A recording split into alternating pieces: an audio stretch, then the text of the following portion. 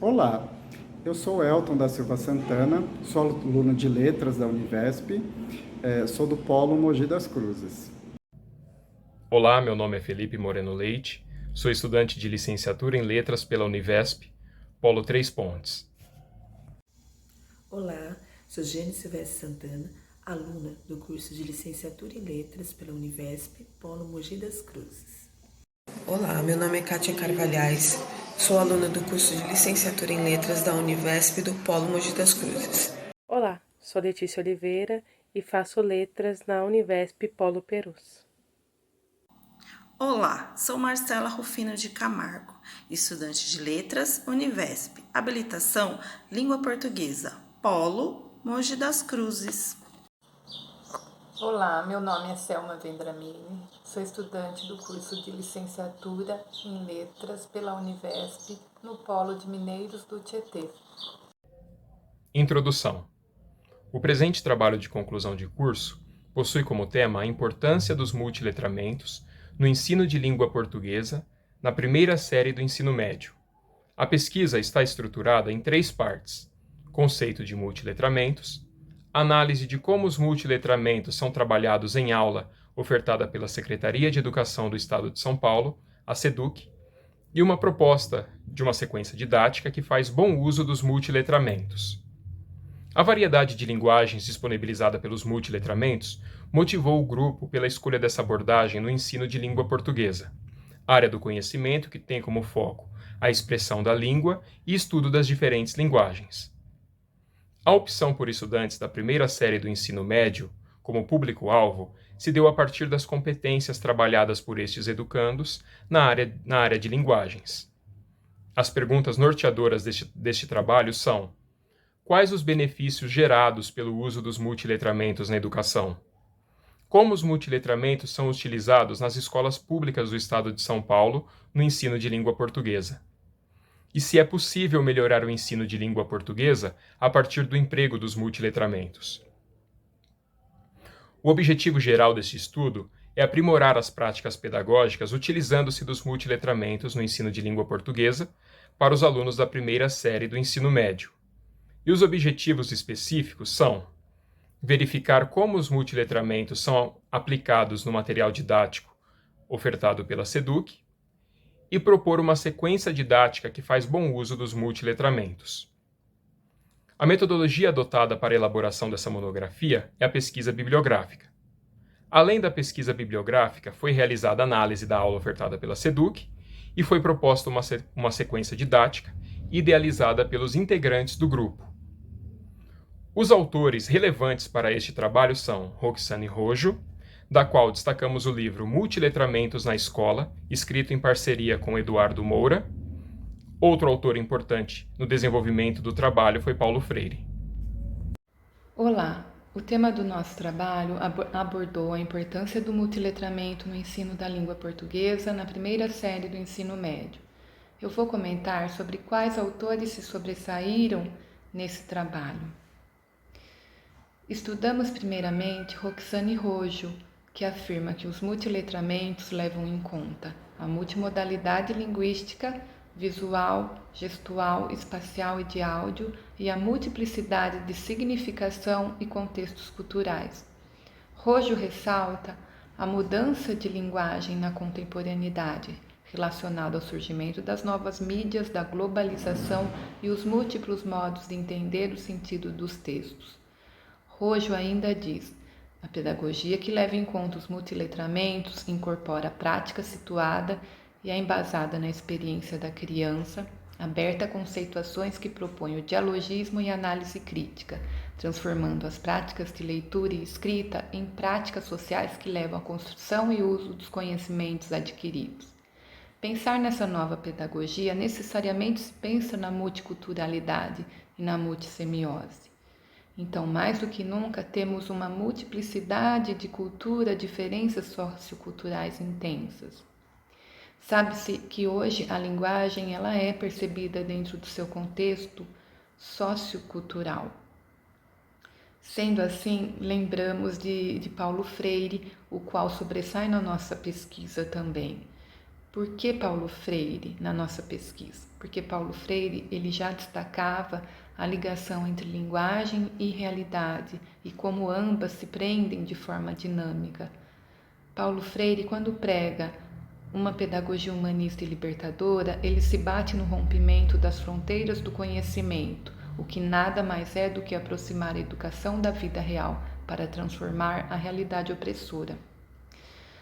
Ele diz ainda que quando o homem compreende sua realidade, ele pode levantar hipóteses sobre o desafio dessa realidade e a partir daí procurar soluções.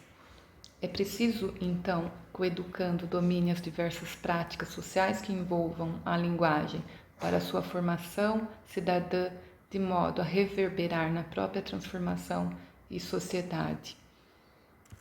Olá!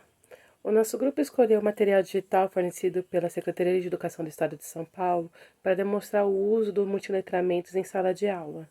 Como vocês podem ver no slide, escolhemos a opção de fenômeno pós-verdade, que é utilizado no primeiro ano do ensino médio. Todos os slides da Secretaria de Educação, eles apresentam logo em seguida qual é o objetivo, qual é o conteúdo que vai estar falando nesses slides e quais são os objetivos dele. No nosso caso aqui, como é um fenômeno pós-verdade, ele está mostrando em conteúdos, né, que é o fenômeno pós-verdade, o mecanismo de disseminação fake news, e qual é o objetivo, que é refletir sobre as causas e consequências da prevalência de crenças e opiniões sobre fatos denominados pós-verdade. Todos esses slides, independentemente da matéria, eles sempre iniciam com um tipo de discussão que a gente pode fazer com os alunos em sala de aula. Então, no caso aqui, né, ele utiliza a imagem, né, de Aristóteles com Platão conversando e faz uma paródia, uma alusão a uma frase de René Descartes, né? Então, minto, logo existo. E é uma frase, né, uma conversa, um diálogo entre esses dois personagens, né? E uma pessoa à parte, né, oculta, né, não dá para ver o rosto dessa pessoa, né, utilizando uma gíria atual, né? E além disso, o uso de imagens, né, que lembram muito pinturas do Renascimento. Então, a gente dialoga com os alunos tanto o que quer dizer a frase, né, por que está utilizando isso, e a gente também usa a questão do visual, por que essa imagem, né, o que está refletindo, por que foi escolhido esses personagens, né, qual é o objetivo atrás disso. Eu falei lá no na primeira imagem, né, a questão do verbal e não verbal, né, o que aquela frase quer dizer, o que os elementos daquela imagem quer passar.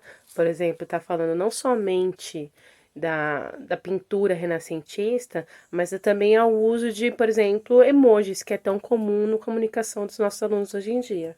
Nesse slide a gente fala sobre notícias, né? E aqui nós temos Fake News é a leita a palavra do ano, por dicionário Collins. E a gente conversa com eles justamente sobre isso, sobre a questão da fake news no dia a dia deles, né? Da sociedade como um todo, né? Nossos alunos estão vivendo esse momento, né? Como eles podem identificar o que é fato, o que é fake, como eles podem identificar o que precisa ser notado quando eles estão lendo uma reportagem, por exemplo, até mesmo um jornal, ele pode estar trazendo informações equivocadas, e como eles vão conseguir enxergar isso, né? Como eles podem fazer para não cair na questão da fake news. Nós temos outro slide apresentando outra matéria, né? Apertem o cinto, estamos entrando na era da pós-verdade. Então, a gente trabalha com eles essa questão o tempo todo, né? Em todos os slides, em todas as matérias, esse material digital, ele sempre procura trazer coisas do cotidiano deles, né? Para eles poderem saber identificar essa situação. Logo após mostrar a parte teórica, a gente tenta trazer a atividade na prática, né? Para eles conseguirem identificar as situações, né? Então, nesse slide aqui, né, temos para dividir em grupos, né, e eles definirem o que é pós-verdade, cognição preguiçosa, né, e trabalharem a frase do Trump dentro da matéria. Após a atividade feita em grupo, né, o material continua, né, e aí a gente tem um mapa mental, né, do fenômeno da pós-verdade nas redes sociais, né. É importante a gente trazer isso para a realidade deles, né. A gente está falando de pessoas, de alunos que estão constantemente nas redes sociais, né, é o principal assunto deles, né? É o principal local de encontro dessa juventude de hoje, né?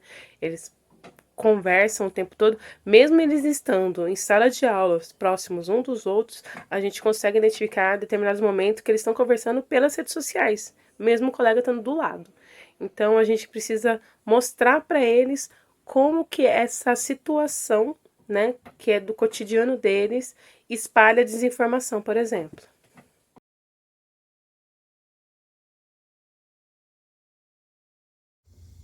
Considerando a análise da proposta de atividade da SEDUC, o Currículo Paulista, a BNCC e o estudo teórico sobre o que é multiletramentos e sua importância no ensino, apresentamos a seguinte proposta de atividade.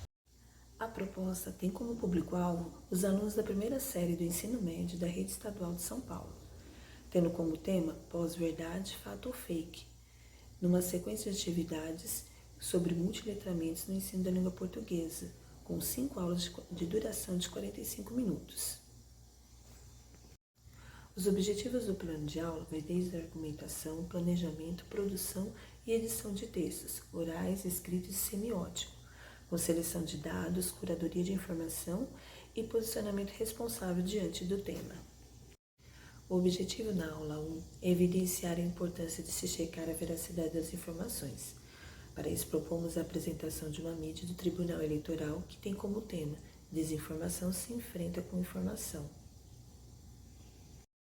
O professor, nesse momento, irá auxiliar os alunos na curadoria da informação, apresentando uma lista de atitudes que podemos ter para checar se é verídico ou não os dados apresentados. Na sequência, é importante refletir sobre os malefícios que as inverdades podem causar na vida da pessoa. Para ter uma base teórica, apresentamos a definição do que é pós-verdade com o texto da Academia Brasileira de Letras. Na aula 2, a proposta é apresentar 5 mídias digitais, para que os alunos possam continuar a reflexão da aula passada sobre como podemos combater as fake news. Após a apreciação das mídias, os alunos serão convidados a se dividir em grupo e a posicionarem-se criticamente sobre os temas, produzindo um texto com os recursos indicados. Referente aos recursos apresentados, propomos aos alunos sobre o tema Libras para que eles possam estar produzindo um podcast, sobre a importância da vacinação para que eles possam produzir um cartaz publicitário, sobre a questão do racismo para que eles possam produzir um vídeo curto, sobre a questão do marco temporal para que eles possam produzir um meme ou uma tirinha, e sobre a problemática do uso do crack, que eles possam estar apresentando uma carta para gerações futuras, explicando a realidade. Na aula 3, os alunos terão como missão aprofundar no tema apresentado, filtrar informações pertinentes, evidenciar possíveis fake news e fazer anotações de dados importantes para a produção textual. Na aula 4, os alunos, além de utilizarem as informações anotadas na aula anterior, terão também a missão de descobrir como cada recurso funciona. Eles poderão partilhar entre os grupos formas de como produzir um meme, uma tirinha, um podcast. Com essa interação, eles poderão ganhar mais conhecimento e também poderão colocar em jogo tudo o que eles já sabem. Na aula 5, será o grande momento. Os alunos irão apresentar seus trabalhos para os colegas, além de apreciar a produção dos outros grupos. É importante destacar que para essas aulas será necessário recursos como lousa multimídia, aparelhos celulares, tablets ou Chromebooks. A avaliação, como vimos na nossa formação de licenciatura, é essencial no processo de ensino-aprendizagem. Por isso, produzimos uma ficha de acompanhamento onde o professor possa fazer anotações aluno por aluno desde a primeira aula. Essas informações se referem ao que o aluno já sabe e o que o aluno precisa aprender sobre as habilidades propostas. Além da ficha de acompanhamento do professor, propomos também um roteiro de autoavaliação. Segundo Portillo 2009, o aluno precisa refletir sobre sua aprendizagem. Com este roteiro, ele poderá ver pontos que ele precisa melhorar e também suas conquistas no processo de aprendizagem. A proposta dessa atividade teve como base os pensadores Paulo Freire e Roxane Rocho. Lembrando que não basta ensinar a ler e escrever, é necessário que o aluno saiba compreender o mundo à sua volta e saber se expressar, utilizando diversos recursos, inclusive os digitais. Olá! Este trabalho de conclusão de curso explorou a importância dos multiletramentos no ensino da língua portuguesa na primeira série do ensino médio. Nós destacamos no trabalho a relação dos multiletramentos com a diversidade cultural e linguística, ressaltando como essa abordagem enriquece a experiência educacional e prepara os alunos para a sociedade moderna. A análise da BNCC evidenciou o alinhamento dessa perspectiva com a inclusão da cultura digital no ensino, sendo que a leitura no mundo é crucial na visão dos multiletramentos, promovendo uma pedagogia libertadora. Escolhemos essa abordagem focada no desenvolvimento das competências essenciais dos estudantes. A análise das práticas educacionais existentes destacou a presença dos multiletramentos, mas ressaltou a necessidade de envolver os alunos na criação do conteúdo. O plano de aula proposto buscou uma abordagem moderna e prática, integrando multiletramentos, tecnologia e habilidades críticas. Em resumo, os multiletramentos desempenham um papel crucial no ensino da língua portuguesa, preparando os alunos para a diversidade do mundo e contribuindo para uma educação inclusiva e significativa. Aprimorar as práticas pedagógicas com o multiletramento é estratégico para o desenvolvimento dos estudantes em uma sociedade que está em constante transformação. Bem, as nossas principais referências foram a obra Multiletramentos na Escola, de Roxane Roxo e Eduardo Moura, e também a Pedagogia do Oprimido e Educação e Mudanças, de Paulo Freire.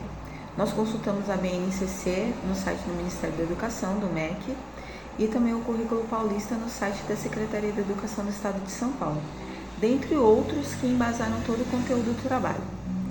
Eu gostaria de finalizar esse trabalho de conclusão trazendo uma citação de um dos autores que nós utilizamos para fazer, um dos autores base, que é o Paulo Freire, que fala o seguinte: a gente se forma educador permanentemente na prática e na reflexão sobre a prática. Muito obrigada.